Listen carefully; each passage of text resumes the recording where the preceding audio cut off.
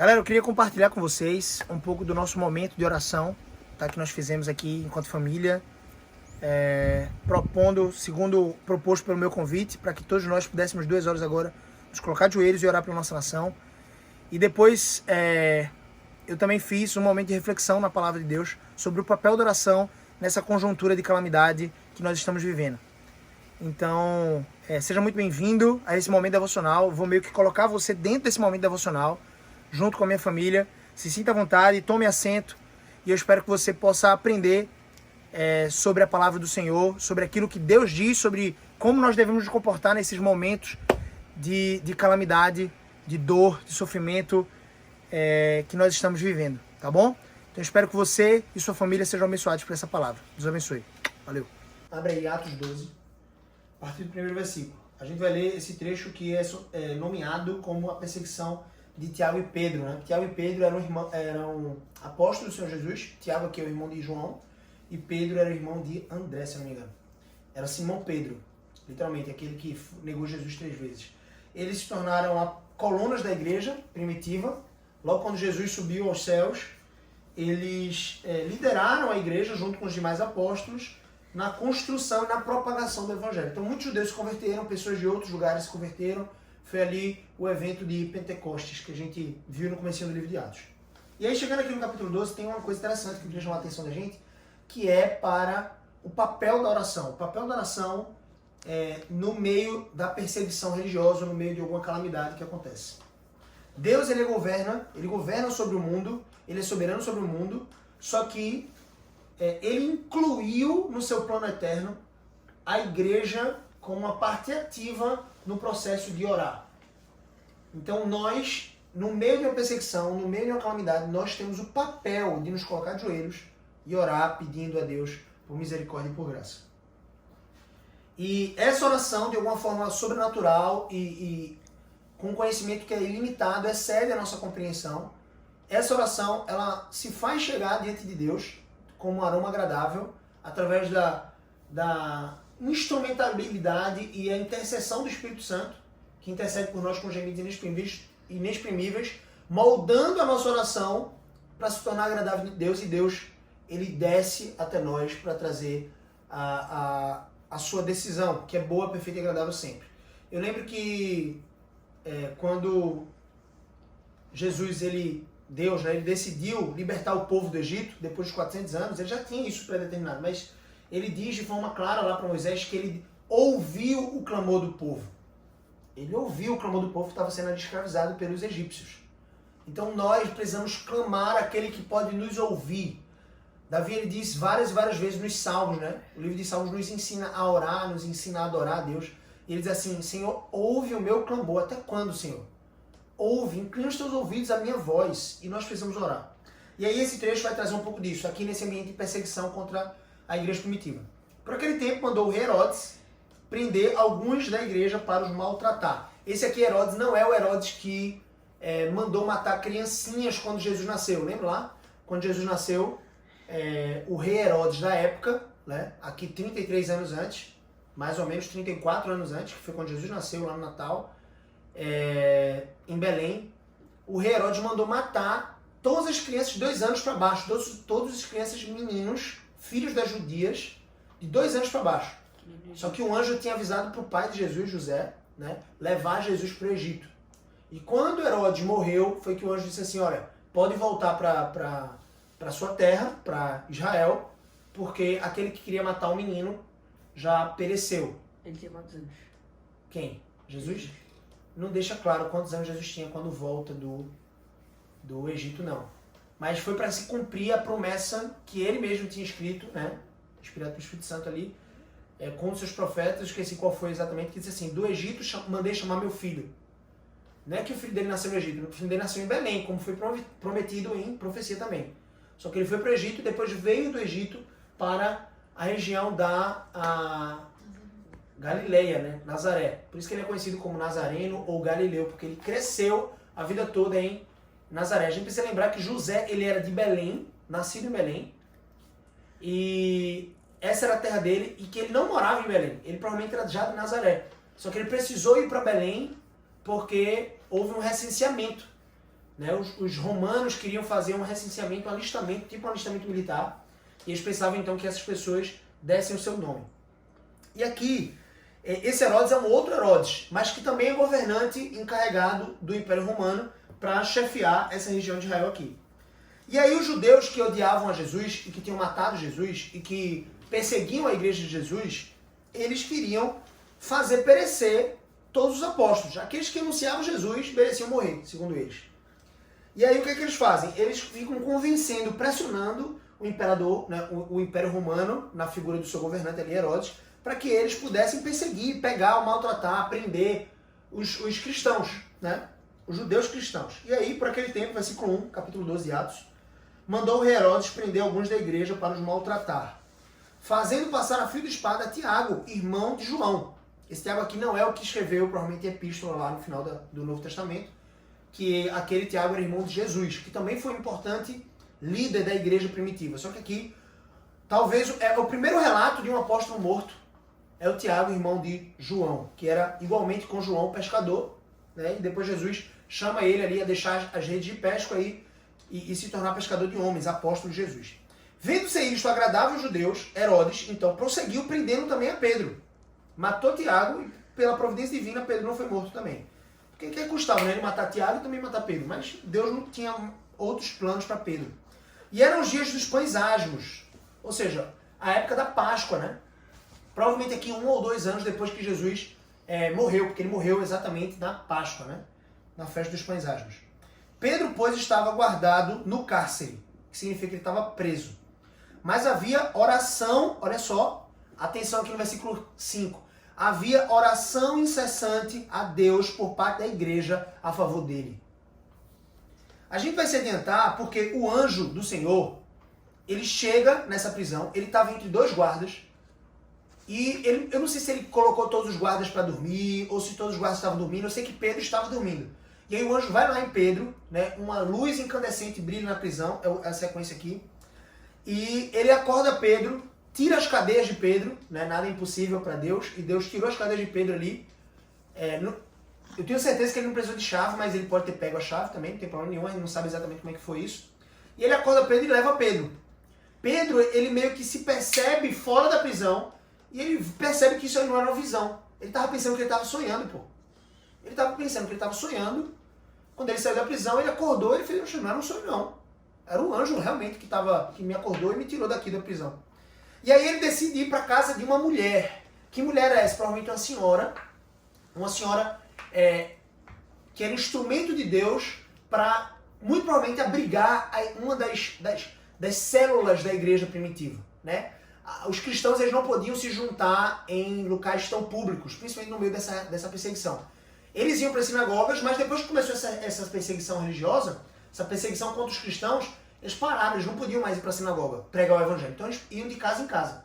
E essa mulher é a mãe de uma pessoa que vocês conhecem muito bem, que é o João Marcos. João Marcos, ele foi o autor do evangelho de Marcos, né? O terceiro evangelho da Bíblia. Perdão, segundo. Mateus, Marcos, Lucas, João, não é isso? Segundo. E esse Marcos aqui, do Novo Testamento, isso. Segundo livro do Novo Testamento, né? O segundo evangelho. É um dos evangelhos sinóticos que nós conhecemos. Então, assim, Marcos aqui, a mãe dele estava abrigando uma célula importante da igreja. Então, Pedro decide ir lá. Então, diz aqui, ó, considerando ele a sua situação de fugitivo, né? Ele precisava fugir ali das mãos do Império Romano, ou dos judeus, resolveu ir à casa de Maria. Qual versículo? Versículo 12. Maria, mãe de João, cognominado Marcos, ou seja, João Marcos, certo? Que foi o autor do livro de Marcos. Onde muitas pessoas estavam congregadas e estavam fazendo, sabe o quê? Oravam.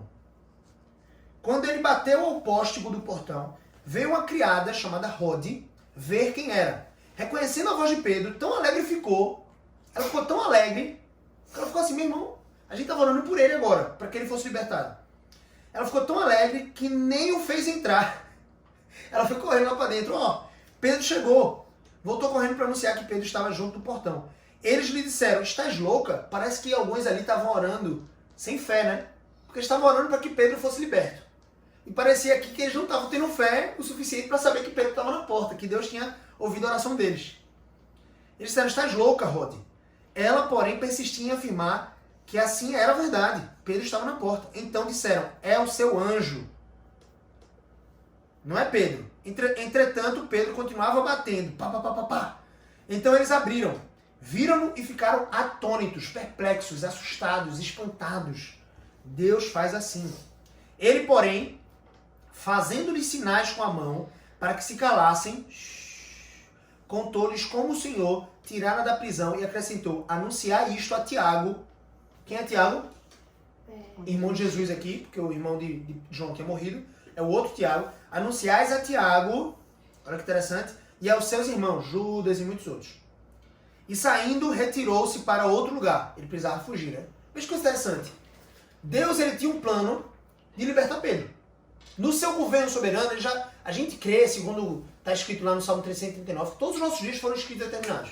Inclusive essa pandemia do coronavírus, inclusive esses governadores que estão usurpando, né, um direito que não é deles, usurpando de fazer decretos que são inconstitucionais, como o governador Dória, como o governador Witzel, o governador Paulo Câmara, prendendo pessoas pelo ato livre que elas têm, por direito constitucional, de ir e vir nas ruas, né, sem ter feito nada de errado. Ao invés de se preocupar em prender bandidos, eles estão se preocupando em prender cidadãos.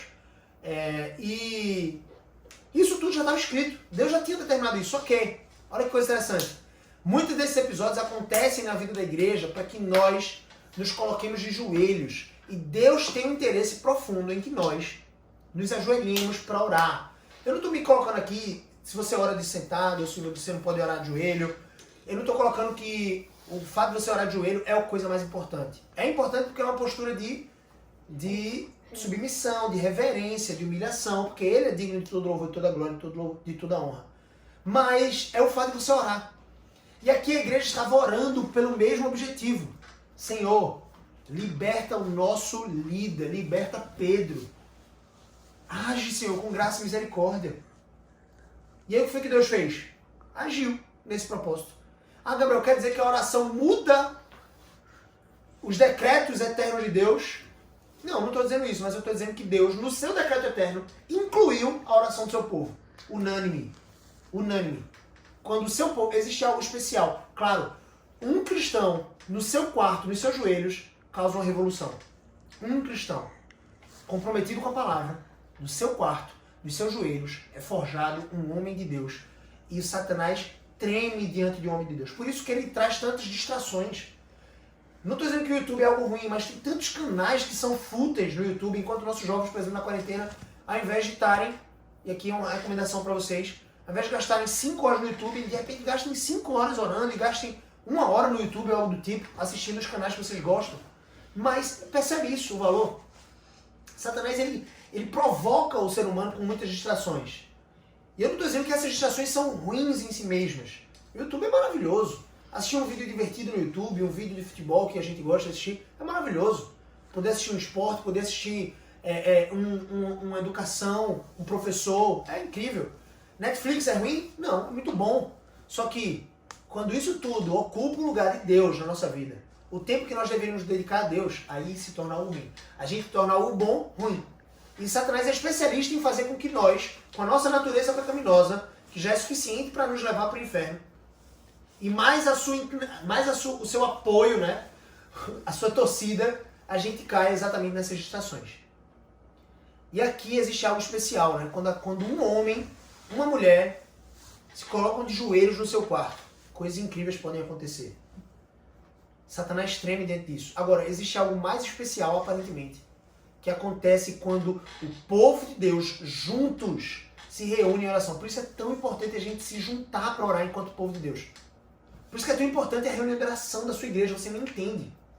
Por isso que poucas pessoas vão para a reunião de oração. É interessante, na terça-feira é meio vazio. Não sei se na sua igreja aí é na quarta, mas eu sei que não vai todo mundo.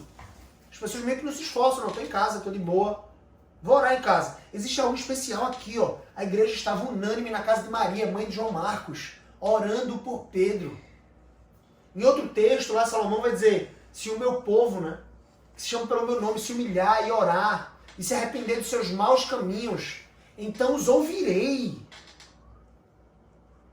Perdoarei os seus pecados. Perdoarei os seus pecados.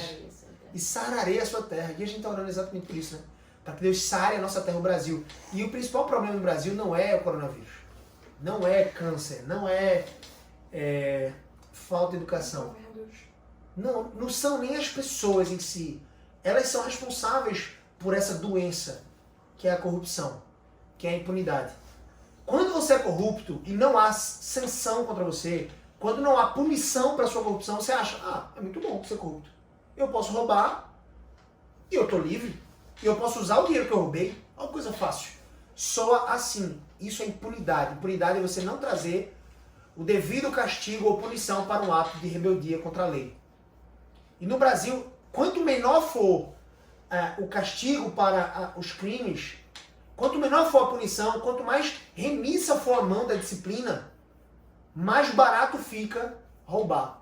Barato humanamente falando, né? Porque se a justiça brasileira falhar em prender um criminoso, Deus ele vai falhar? Não vai falhar. Então, aparentemente fica barato. Só que esses criminosos eles estão colocando uma corda no pescoço eterna, uma corda eterna que vai aprisionar as suas almas no inferno. Mas percebe? A gente precisa orar para que Deus cure a nossa terra da corrupção. Existem muitos países que têm corrupção. A corrupção está no coração humano. Não é o Brasil que é mais corrupto simplesmente. A corrupção tem em todo lugar do mundo. Só que existem muitas pessoas que procuram diminuir, principalmente em épocas tão alarmantes quanto de coronavírus. Épocas tão alarmantes, existem pessoas que até são corruptas, mas param tudo e fazem assim, não, peraí.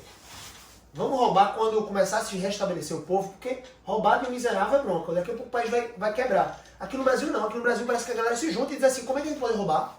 Não sei se vocês sabem, mas numa época de calamidade, numa época normal, para você comprar alguma coisa pro governo, tipo assim, eu quero fazer um hospital, certo? Quero fazer um hospital novo, para cuidar das pessoas do coronavírus. O hospital precisa ter corrimão, precisa ter elevador, precisa ter escada, precisa ter tijolos, concreto para construir, precisa ter janelas, precisa ter macas, mesas, utensílios hospitalares, mesa para cirurgia, material, precisa de tudo isso se compra, não é? Se compra, não se compra? Ok. Em época de pandemia ou de calamidade, existe uma flexibilização na lei que diz o seguinte, você pode comprar tudo que você quiser, enquanto governo, sem precisar de uma licitação. O que é uma licitação? Uma licitação é quando o governo vai comprar alguma coisa, qualquer coisa. Vai fazer uma estrada nova, vai fazer um viaduto, uma ponte, vai construir um hospital. Ela precisa pegar, abrir uma licitação. A licitação ela abre, não sei se é em boletim oficial, mas enfim, ela abre uma oportunidade para que fornecedores, tipo construtoras, por exemplo, para eu construir um hospital eu preciso de uma construtora, né? Então ela abre a oportunidade para que construtoras, elas digam o seguinte, eu construo esse hospital por tantos mil. Eu construo esse hospital com esse material por tantos mil. E aí você sai. Eu sou dono da construtora, Cauã é dono da construtora, a Amy é dono da construtora. Ok? Então, Andressa, a governadora, ela lança a licitação e a gente sai. Eu faço por tanto. Eu mando o projeto, eu mando o preço. Estou resumindo aqui, tornando mais fácil para a gente entender, certo? Ok, amor. Então, a Andressa vai olhar e vai ver o melhor custo-benefício. Esse aqui é o mais barato. E é uma empresa séria, uma empresa boa, muito boa, tem os critérios lá, escolhe o mais barato. Em tempos de caos, pandemia, algum tipo, como existe uma urgência para você construir logo, rápido, as coisas, ou para você fazer as coisas mais rápido, comprar materiais, você não precisa de licitação. Aí o que é que os governantes fazem? Alguns deles, eu não vou citar nomes aqui, o que é que alguns fazem? Como não precisa licitação, eu vou comprar de uma empresa que vai me dar um preço mais caro para que ela me devolva um dinheiro. Mais ou menos assim, eu, governador, eu vou pagar Cauã, o preço que Cauã cobraria foi 10 milhões, certo? Aí eu vou dizer, Cauã, não, vai ser 10 milhões não, vai ser o seguinte, eu vou te dar 30 milhões e a gente vai assinar que a obra vai ser 30 milhões. Aí desses 30 milhões, tu pega 5 para tu, bota no teu bolso, tu pega 10 e me devolve pra minha conta lá no exterior. Olha que falcatrua. Só pra vocês terem ideia, teve não sei qual foi o estado, meu Deus, que construiu um hospital em época de coronavírus. É meio temerário falar isso, porque eu não sei qual foi o tamanho dos hospitais, mas é um hospital por 70 milhões, com não sei quantos mil leitos, com não sei quantas centenas de leitos, né? Locais para os doentes ficarem. O governo federal fez agora um mesmo hospital, né? Um hospital, um padrão parecido por 10 milhões. Olha a diferença, 70 milhões para 10 milhões. Então existem alguns países que fazem assim, não, se a gente estava roubando, vamos parar, vamos mover as nossas forças para ajudar o país a sair dessa situação. O Brasil não, parece que o Brasil, os corruptos fazem assim, tá na época de pandemia, vamos roubar mais. Agora que a gente pode roubar mesmo, que não tem bronca, tá percebendo? Fala-me. Hoje eu li no minha devocional um negócio que Ló, ele escolheu a terra mais fácil para os olhos do homem, mas não para os olhos de Deus. Perfeito. Ló, né? Primo de Abraão, né? Sobrinho, perdão. Sobrinho de Abraão precisou se separar do seu tio, né? Ele estava com muitos homens, os dois eram muito ricos e precisavam separar. E Abraão disse, escolha a terra. E ele escolheu a terra que era mais bonita, só que era a terra mais perigosa, digamos assim. Se tornou depois, né, que foi Sodoma e Gomorra. E aqui Abraão Já existia, né, ficou... Sodoma lá perto, e era uma terra fértil, mas dos povos escolheu pecadores, facilidade, né? perversos. Isso. Aqui Abraão ficou, foi a perto de Canaã, que não tinha problema, porque lá não tinha muita coisa de não adorar a Deus. Aí Minha chamou a atenção para uma coisa muito boa, que foi Sodoma e Gomorra eram absolutamente corrompidas, certo? Corrompidas. Absolutamente corrompidas. E Deus fez descer fogo do céu com enxofre sobre aquelas duas cidades, aniquilando aquelas duas cidades. E ele diz que maior punição vai haver no dia do julgamento, do juízo, para aqueles que ouvindo o evangelho o rejeitaram, para aqueles que vendo os sinais de Deus, tendo acesso à palavra de Deus aqui, ó, rejeitaram a palavra de Deus, do que para Sodoma e Gomorra. Imagina, Sodoma e Gomorra era, junta aí, os piores pecadores do mundo, tipo Gabriel e mais 1000 Gabriel, assim. Juntou, botou Sodoma e Gomorra, pronto. Aí Deus aniquilou. Aí Deus está dizendo assim, ó, quem rejeitar essa palavra? E Deus diz uma coisa, isso aqui, essa palavra aqui, ela foi escrita pouco a pouco. Hoje em dia a gente lê ela no celular, um aplicativo gratuito. Não precisa nem gastar dinheiro hoje, né? Pegou um celular, baixou o aplicativo de graça. A gente compra isso aqui em cada esquina, tem vários tipos de traduções. Aí se ela fica aqui encostada em casa, sem ser lida, é como se você estivesse rejeitando essa palavra. E se você não obedece, porque você só pode obedecer aquilo que você conhece. E para você conhecer, você precisa ler. Então se você não obedece, maior julgamento, maior juízo vai haver para essa geração do que até para Sodoma e Gomorra. Então, olha só, ai dos nossos governantes ou das nossas mídias televisivas que tornam o bom em ruim. Tornam o doce amargo, né? Diz assim, ai meio. E o amargo doce. Exatamente. Inverte os valores da verdade. Ai desses, velho. Eles não sabem que vão cair na mão de um Deus irado. Agora, que eles possam se arrepender antes. Como Nínive, né? Jonas pregou o evangelho para Nínive. A contragosto, porque ele não queria. Nínive era conhecida como inimiga do povo judeu. E 120 mil, meu Deus. Foram muitas. A cidade toda se converteu. Uma pregação. Foram muitas pessoas que se converteram. Então, assim, existe salvação para essas pessoas se elas se arrependerem? Sim. Se elas se arrependerem, sim. Existe esperança enquanto elas tiverem ainda fôlego de vida, respirando? Sim, existe esperança para que eles se arrependam. Mas havendo arrependimento, há salvação. Não havendo arrependimento, condenação. E aqui o que eu chamo a atenção da gente para finalizar, né? Para esse propósito da oração. Deus, ele tem o seu governo soberano. E dentro desse governo soberano existem os seus decretos. As decisões de Deus para o nosso bem, para o bem do seu povo. E o bem não é facilidade, tá? Percebe que não é incoerente? Pedro foi perseguido, Tiago foi morto, foi. Então quer dizer que o versículo de Romanos 8, 28 foi descumprido aqui.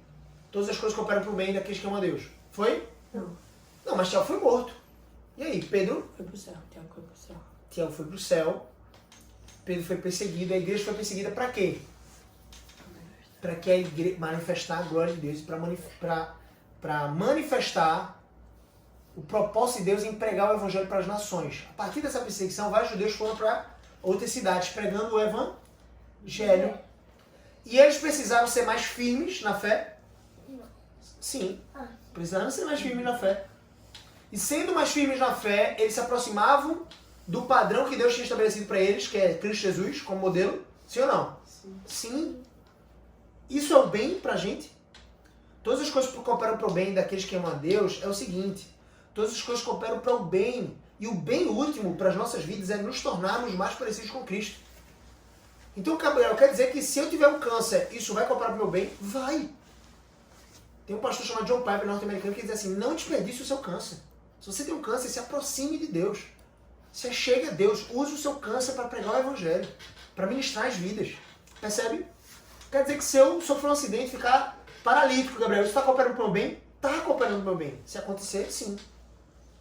Só que significa que eu não devo orar por cura da minha paralisia? Sim. Eu posso orar. Né? Pode ser que Deus queira manifestar a glória Pode ser que Deus queira manifestar a glória dele também, não só através da do meu caráter sendo moldado ao caráter de Cristo, mas também pode ser que signifique que ele queira me curar. E olha que alarde, né? Pô, esse cara era paraplégico. Ele era paralítico e ele ficou curado. Então, tudo pode acontecer. Agora, dentro dos decretos de Deus, ele incluiu a oração do seu povo. Então, quando a gente confia na soberania de Deus, isso não é um convite para a gente ficar na nossa mesa dizendo assim: não, Deus está no controle de todas as coisas, fica tranquilo. A gente tem que ficar tranquilo? Sim. Deus está no controle de todas as coisas? Sim. Mas a gente tem que ficar sentado na nossa mesa, jogando videogame, assistindo YouTube só? Não, de forma alguma. A gente deve colocar o joelho no chão, numa situação de dificuldade, o joelho no chão e se humilhar, e orar, se arrepender dos nossos maus caminhos, pedir misericórdia pela nossa nação. Então, Deus ouvirá lá do céu, perdoará os nossos pecados, sarará a nossa terra. A palavra de Deus diz que os pecados, lá em Isaías, vocês lembram desse texto? Dica, ó. Lá em Isaías, que os pecados, nossos pecados, fazem separação entre nós e Deus. E faz com que ele se volte o rosto de nós. Quando a Bíblia diz mostrar o rosto, quando Deus mostra o seu rosto, não é mostrar literalmente, né? Mas é quando ele está com a face dele para nós, mesmo que a gente não esteja vendo a face de Deus, né? Mas é como se Deus estivesse ali despejando favor para nós, graça. Quando ele se vira o rosto, é porque ele está trazendo condenação. Então, a palavra de Deus diz que o nosso pecado, ela gera exatamente isso. Deus para de nos ouvir quando a gente vive uma vida de pecado. Viver uma vida de pecado não significa que você... Significa, na verdade, que você vive constantemente pecando nos mesmos pecados, você não se arrepende, você não cresce em arrependimento, você não pede misericórdia a Deus para te perdoar os pecados. Por isso que aquele versículo que tu citou há pouco, né? Quando o meu povo se humilhar, orar e me buscar e se arrepender dos seus maus caminhos, né? Eu ouvirei dos céus, perdoarei os seus pecados e sararei a sua terra. Né? Perdão dos pecados, arrependimento ele vem antes, né? da misericórdia, da graça do Senhor, que se estende até nós. Perfeito. Amém? Vamos orar? Sim. Vamos lá? Vamos colocar de joelho mais uma vez? Falou tanto se colocar de joelho. Vamos vir. Vamos colocar de joelho aí.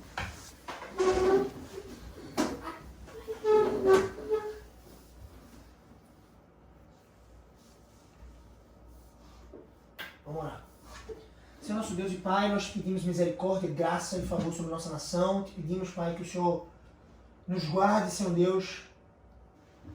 Nos guarde, Senhor Deus, do mal, dos homens fraudulentos, dos homens que são corruptos, que estão querendo fazer desse momento de calamidade, de dor para muitas famílias que estão perdendo seus entes queridos por essa doença, coronavírus. Um momento de oportunidade, oportunismo para roubarem mais, para maquinarem o mal contra o presidente Bolsonaro, Senhor Deus, que foi uma autoridade instituída legalmente, Pai, segundo a lei, através da votação, legitimamente, sobre nossas vidas. Ó Deus, nós te agradecemos pela sua seriedade, dos seus ministros, Sérgio Moro, Paulo Guedes e vários outros.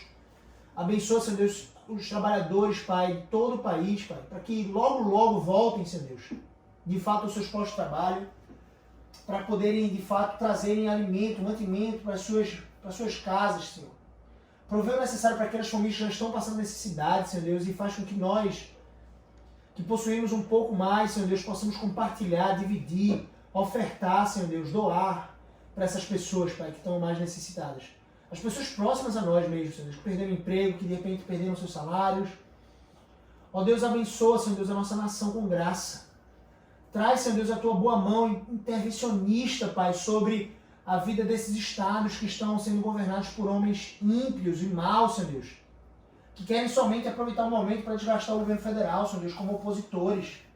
Eles não estão trabalhando em prol do povo brasileiro, estão trabalhando em prol do seu próprio interesse, do poder, do dinheiro. Ó Deus, Tu tens, Senhor Deus, a resposta e o juízo sobre a vida deles, Pai. A Tua mão está sobre eles, Pai. Eu te peço para que o Senhor possa agir em nosso favor, em favor do povo brasileiro. Ó Deus, alguns estão agindo até com decisões e decretos, Senhor Deus, inconstitucionais, nazistas praticamente, Senhor Deus, ditatoriais, Pai.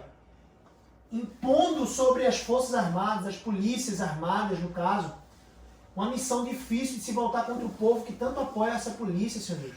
A ponto de prender cidadãos de bem, porque estão exercendo o seu livre direito, Senhor Deus, de estarem nas ruas. Ó Deus, tem misericórdia, Senhor Deus, porque enquanto vemos uma mídia, parte dessa mídia, Senhor Deus, suja, não comprometida com a verdade, divulgando apenas, Senhor Deus, terror, pegando os dados mais cruéis, Senhor Deus, e transformando ainda mais em pânico, Senhor Deus, para a sociedade, como foi o caso daquele hospital lá em Rondônia, que aumentou em 5 casos, Senhor Deus, e as mídias corruptas, Senhor Deus, e não comprometidas com a verdade, colocavam que aumentou em 500% para alarmar, Senhor Deus. Ou a mídia que diz que um hospital, Senhor Deus, público, por exemplo, lá no Rio de Janeiro, está com 100% dos seus leitos tomados, Senhor Deus, da UTI, e ocultam o dado de que são apenas 30 leitos. E existem muitos outros leitos espalhados pelo Estado, disponíveis, só para causar pânico e terror, para que as pessoas fiquem em casa consumindo seus programas. Oh Deus, eu te peço, oh Deus, em nome de Jesus, age de forma poderosa, Pai. A vida dessa família Marinho, Senhor Deus, ou dessas pessoas que estão à frente da Rede Globo, Senhor Deus, só tem interesse no seu próprio dinheiro, no seu próprio umbigo, Senhor Deus, no poder. Tira-lhes a influência, Senhor Deus. Destitui, Senhor Deus, os seus canais, Pai. Todos eles, Pai. Eu te peço para aquelas pessoas que são justas e trabalham nessas emissoras para ganhar o seu sustento diário, para que possam ser realocados em outras, Pai. Mas tira-lhes o direito, Senhor Deus, de proclamar mentiras. Como a Folha de São Paulo, Senhor Deus, tem corrompido o direito, tem tornado o doce amargo, tem dito que o amargo é doce, Senhor Deus. Tem invertido, ai deles, Pai. Nós sabemos que a Tua mão está sobre eles, mas eu te peço a Tua intervenção sobre o nosso país. Que esses mesmos repórteres, Senhor Deus, que dizem que as pessoas precisam ficar em casa, precisam usar máscara, e de fato precisam usar máscara, de fato precisam usar álcool em gel, de fato precisam manter uma distância, Senhor Deus, para que o coronavírus se propague de forma menos catastrófica, mas eles mesmos vão sem luva, vão sem máscara, chegam perto das pessoas, vão para as ruas todos os dias trabalhar. Oh Deus, que incoerência, que hipocrisia, Senhor Deus. Ou como o governador João Dória, Pai, que no ato do seu exercício de poder, se apropriou de um poder que não é dele, Senhor Deus, a ponto de fazer um decreto de que todas as pessoas que vão para a rua sofram sanções e até mesmo prisões, Pai. Isso é inconstitucional, Senhor Deus. É contra, Senhor Deus, todo o princípio de direito, Pai.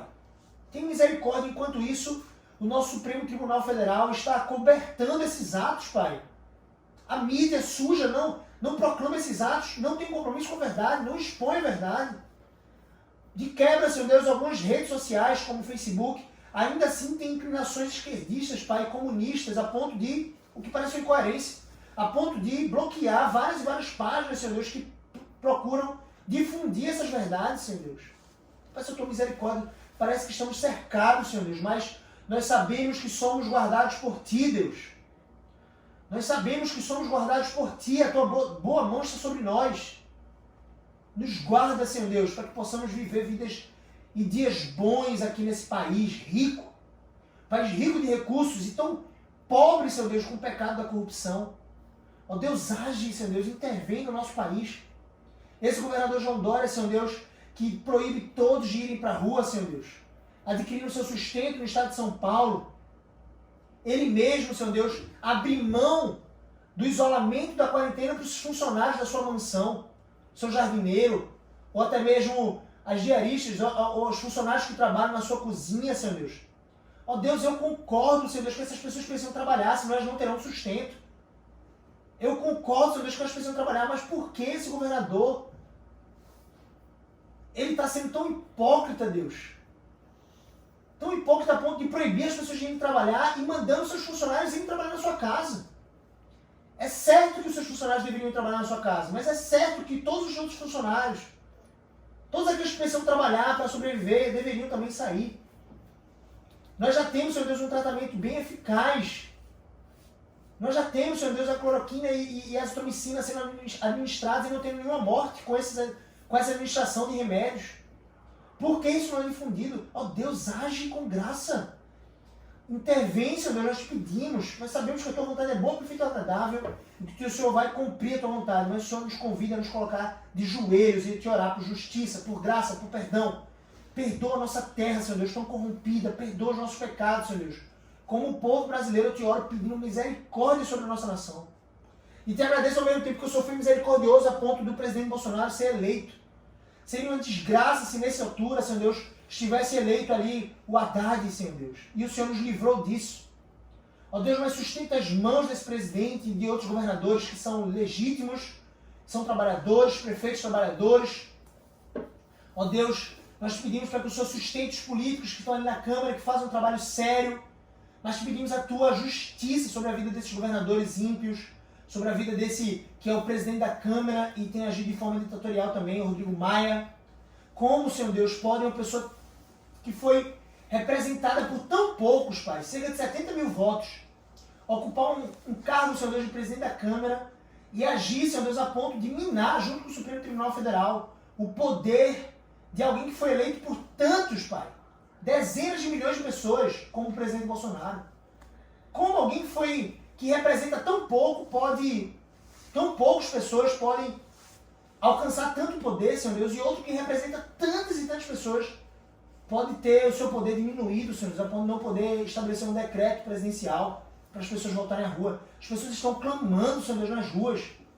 Intervém, Senhor, no nosso país. Intervém de forma poderosa, Pai. Tua mão é suficiente para essas coisas. Nós confiamos na tua boa mão, na tua provisão, nos teus decretos, e sabemos que tudo, Senhor Deus, mesmo que essas perseguições aumentem, mesmo que essa inconstitucionalidade, esses governadores ganhem mais poder ainda, mesmo que o Supremo Tribunal Federal não se arrependa, não se converta e continua destilando, Senhor Deus, iniquidade sobre iniquidade, nós não temeremos morte, dor, não temeremos nada, porque tu estás conosco. E sabemos que todas as coisas cooperam para o nosso bem, o bem daqueles que te amam. Sabemos que somos moldados por ti.